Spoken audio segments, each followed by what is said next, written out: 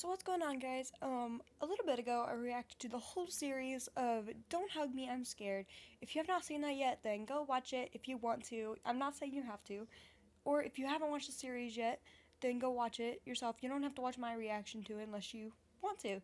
But, I said that I would watch and react to the film theory of the hidden lore of Don't Hug Me, I'm Scared.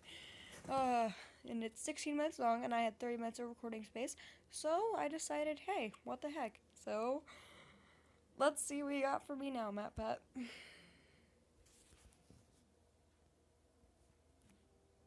Please, no ads this time. Probably will be, but go. Before there could be a nation, there had to be people willing to fight for it. Alright, guys, let's do this. Maybe. I'm gonna start doing little daily questions, because I just thought of it right now. Who is your favorite YouTuber? And if I am, for some weird reason, then choose someone else, because I don't want to know if it's me. I'll feel selfish. But who is your favorite YouTuber, and why? I mean... I guess it's my turn. Alright. But mine would have to be Jacksepticeye, because he's cool. He just seems so positive and happy all the time, and I would love to be around someone like that. So, I love people who, I'm kind of jealous of the people who are around him all the time, but let's begin. I guess it's my turn to choose a card. Let's see.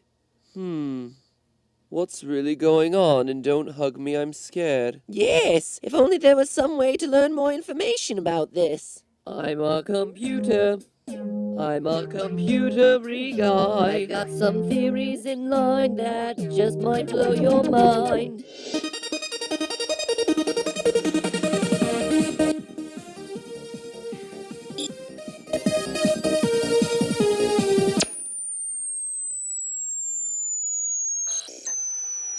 Jeez, Matt. Hello, Internet! Welcome to Film Theory, where we watch our internet videos a quarter frame at a time. You think I'm joking, but when it comes to Don't Hug Me, I'm Scared, it's pretty accurate. These videos packed with detail and symbolism that you can watch them over and over and over again and still come up with new Easter eggs you've never seen before. Just look at this one scene at the end of the third episode of Don't Hug Me. The first time you watch, you might see Roy, Yellow Guy's dad, standing there while his son is indoctrinated into the cult of Malcolm. Keep looking and you'll notice the notepad and clock from the prior two episodes standing there behind him dressed in white robes. Keep searching and you see Red Guy and Duck there too, when they're supposed to be at their delicious chicken picnic, unaware of where Yellow Guy even is. Or how about here in episode 5 when Duck quits the show? There are a few frames of Red Guy's spaghetti head in the microwave, and a few frames later, his legs where the meat man was standing just seconds before. And it isn't just limited to the videos. At the end of episode 5, we see Red Guy leaving a phone booth. Google search for the phone number on that phone booth, and you find this hidden video. The log is in the bin. So are those duck boats the smoking gun that decode everything that's going on in this series? No, they aren't. But you can bet I took it all into account in my creation of today's theory. Because last time we covered the easy stuff, the symbolism of the story and how it represents a... Wait, there's another one?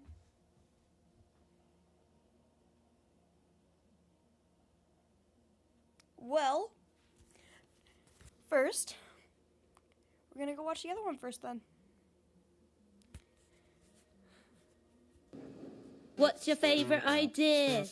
Mine is being creative. Oh yeah? Well, mine is unraveling the mysteries of insane viral Alright then. We will watch... videos.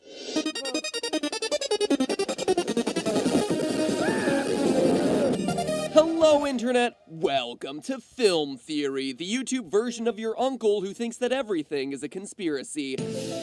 Why, yes, Uncle Bob, I do think it's strange that you never see a baby pigeon, and I'm definitely interested to hear your theory about the government's involvement in that. Please tell me more. And it's that kind of mixture of insanity and analysis that brings us to today's topic, the independent internet darling, Don't Hug Me, I'm Scared. If you're unfamiliar with DHMIS, it's a series of short films with puppets that looks to be inspired by shows like Sesame Street. But hold on there, all you neglectful parents raising your kids off of YouTube videos. If any of you are looking it up right now to show your children, you're probably gonna want to let me finish this sentence first. Because each episode of Don't Hug Me, I'm Scared features a bit of a dark turn towards the end. Like arts and crafts with a real heart. Or a giant can eating a duck alive. Oh yeah, you're in that part of YouTube again. But even though Don't Hug Me, I'm Scared is genuinely one of the weirdest things I've watched on YouTube, I really like it. It's really well done, and you should absolutely watch it. At its core, this series is all about YouTube. Don't Hug Me, I'm Scared's creators, Becky Sloan and Joseph Helling, pretty much started this from scratch on the site. The first episode came out only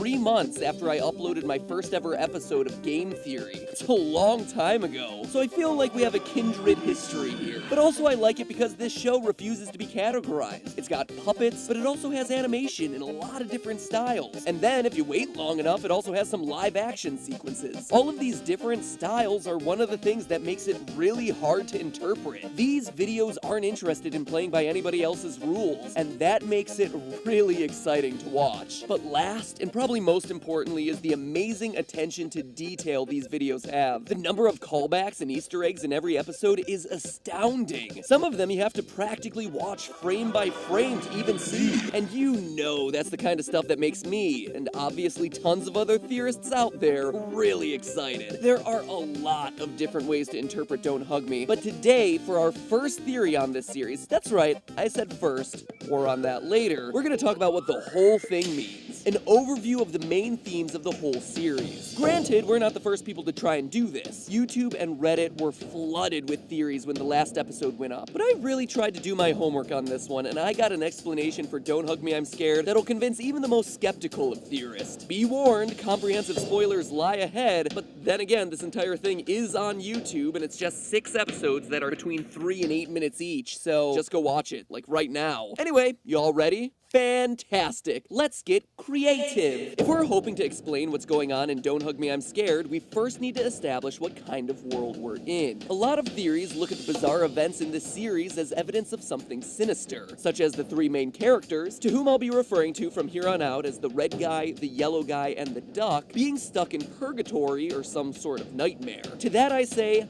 Occam's razor, my friend. A better explanation is one that's a lot simpler. These 3 are just stars of a children's television show. Granted, it may not be a very nice children's television show, but the evidence is there. There are several instances in which we see the inner workings of a television show. We see clapboards and cameras right in episode 1 at the start of the creativity montage. Then again in episode 4 when the red guy follows the computer wire to the next room, and in episode 6 as the lamp explains dreaming to the yellow guy. We can also tell that most of the time, these characters are on sets. This is most obvious when Duck revolts in episode 5, saying, the perspective of the video changes, indicating that Duck has hit the camera that's filming him, and when the camera looks upward, we can see the characters aren't actually in a house with a ceiling, but in a studio with lights overhead. The other obvious tip-off is that our 3 main characters are basically archetypes of what you'd see on Sesame Street. The yellow guy is a human puppet, like Bert or Ernie, the duck is an animal puppet, like Snuffleupagus or Big Bird, and the red guy is some sort of humanoid monster, like a Grover or Oscar the Grouch, or those aliens that go meep meep meep meep meep meep meep meep all the time. Those things utterly freaked me out, by the way. And if this is indeed a TV show, it would explain some of the Easter eggs we keep seeing in later episodes. As Don't Hug Me, I'm Scared progresses, we start to see some of the same props appearing over and over again. At the beginning of episode 4, we can see a statue of Malcolm from the previous episode on the fireplace next to the clock. At the start of episode 5, we see the number chart the computer uses in episode 4 attached to the refrigerator, and then there are other props, like the red, blue, and yellow baseball cap that keeps showing up episode after episode. These aren't just cool Easter eggs, they're there for a reason, to decorate the set with props they've used before instead of having to buy entirely new props and set pieces every time. This is common not just within TV shows, but also across productions as a way to save money. There are examples of this practice all over film and TV, like the newspaper from No Country for Old Men showing up in the Texas Chainsaw Massacre, and even better, Modern Family. The armor from Starship Troopers also makes an appearance in Firefly, or Star Trek literally reusing an entire space station in two completely separate productions. There's one other juicy bit of theorist bait in episode 6 that strongly points to the whole thing being a TV show as well. When the yellow guy is in bed looking through his scrapbook, we see a picture of the red guy, who wasn't in episode 5 except for the credits, and whose bed is empty at the start of episode 6, wearing a graduation cap. Other theorists have suggested that this means that red guy is a teenager who grew up and went out to the real world, but going off to college is also a way for a television show to explain the sudden absence of a main character. For instance, at the end of season 4 of Blue's Clues, the original host Steve announces that he's leaving Blue to go off to college, when in actuality that was just the show transitioning to a new host, letting Steve go and do whatever weird artsy films that he's working on now. And no, internet, he did not go off and die of a heroin overdose. He just did a TV show like 3 years ago. Fact check, internet. Man, you guys are dark. Then again, we are talking about a series of videos where one of the puppets dies in a vat of oil and another gets his intestines ripped out. So, yeah. Internet is a dark, dark place. Alright, great. So Don't Hug Me, I'm Scared is a kids' TV show. Awesome. But what does it mean? What the heck are the makers of the show trying to say? Well, the first part of this is fairly obvious. Television messages that are delivered to children are corrupting them as much as they're helping them. Those episodes of Sesame Street? Oh yeah. Leading your kids down a dark path of brainwashing destruction. I'm looking at you, Big Bird. At least according to DHMIS. You don't think so? Just look at each episode. The pattern here is pretty clear. Each one has a theme you'd expect to see on a show like Sesame Street. Creativity, how time works, love, technology and computers, healthy eating, and dreams. But in every instance, that message gets corrupted. And not just by decaying flesh or catching your dad watching porn or a human heart covered in glitter. Let's take it episode by episode. Episode 1 is all about the virtues of creativity, except it portrays certain types of creativity as being right and wrong, claiming that green isn't a creative color and that the yellow guy's picture of a clown deserves to be destroyed because it's somehow creative in the wrong way. Episode 2 tries to explain the concept of time, but that explanation is overly simplistic and teaches that time is important, even though kids still can't understand it from the way it's being taught. The clock answers questions about time like, but when did it start? And when will it stop? With weird evasive answers like, Time is important, and I am a clock.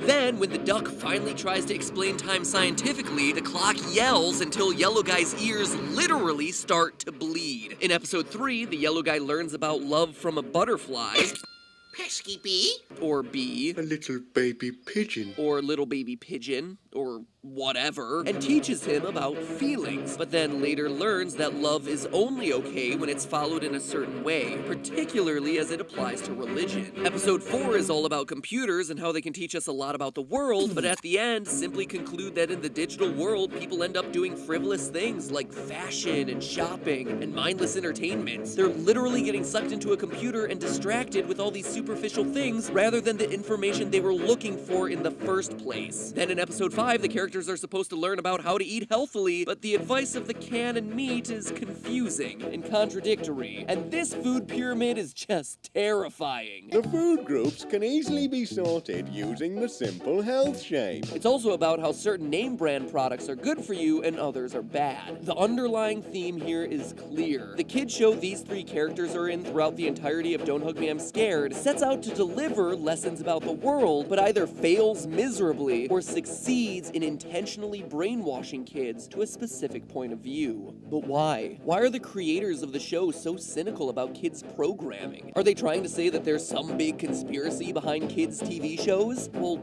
yeah, actually. Definitely seems that way. Dig a little bit deeper and there's evidence that the show's creators are railing against not just kids' TV, but the makers of kids' TV and what their goals really are. Not in educating kids, but in making money. Throughout the series, we see visuals all about earning money, such as the very first thing you see in Don't Hug Me, a newspaper which reads, "Stocks flying high," along with a figure that seems to imply that the value of the British pound is increasing. We also have subtler clues, like a board game in the background.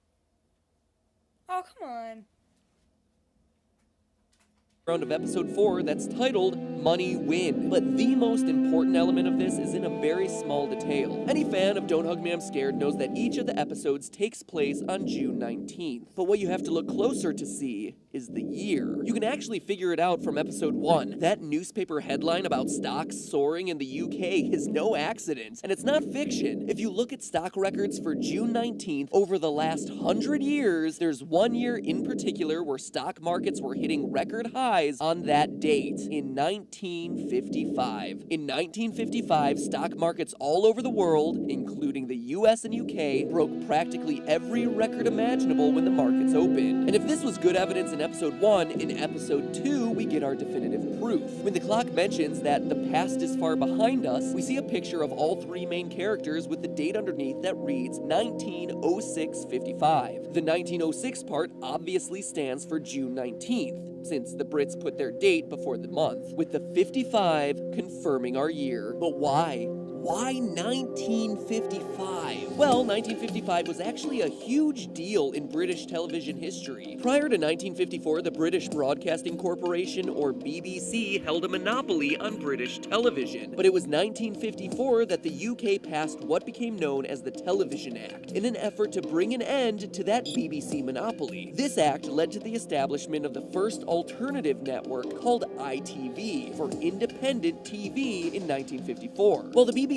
is sponsored by the British government, ITV is independent, and therefore has to make its money through advertising. Now, in interpreting this series, other YouTube channels, most notably YouTube Explained, have covered this topic, but they've said in the context of Don't Hug Me that this was a good evolution. I see it the opposite way, and I'm pretty sure the creators of Don't Hug Me I'm Scared would agree, and here's why. This was the first time that advertising appeared in British television, marking an inflection point at which television went from a medium to communicate and entertain to a medium to make a profit, thereby giving executives and advertisers as much and oftentimes more power than the creators. And Britain was especially sensitive to TV advertising. I mean, in the US, we were already used to interrupting TV programs with ads, or not even interrupting them at all. In the US, it was actually standard practice at the time to bleed those regular shows into an ad. So one minute you'd be watching the Flintstones, and then all of a sudden they'd be selling you cigarettes. No joke. Or watching a game show and then being sold dishwasher detergent in the middle.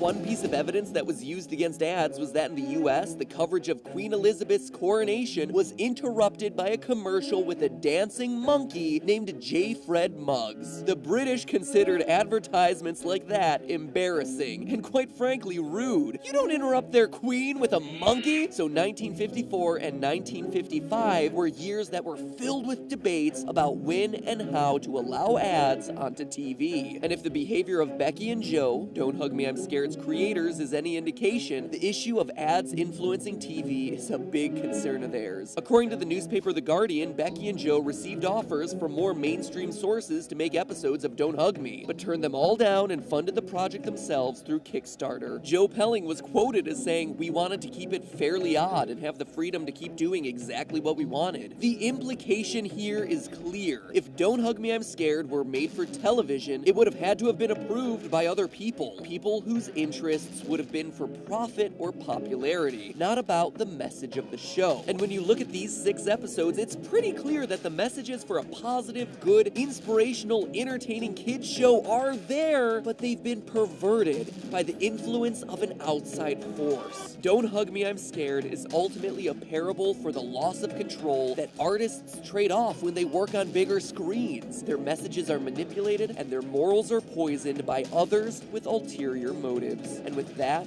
I'm gonna have to leave you hanging. I know, I'm sorry. I recognize that we're just starting to scratch the surface of this series, but establishing this series as a launching point was really important for answering all the other questions that we haven't gotten a chance to touch on today. Who are these characters, really? What is the significance of June 19th? What about Roy, the ominous lurking figure the yellow guy claims is his dad? And what does the ending mean? But don't worry, we're getting to all those questions and more in just another week, which means that the lesson of today is subscribing. Alright, I gotta go. I love you all. Like, dislike, comment, subscribe. I don't care, I just want your feedback. And yeah, I love you guys. Bye.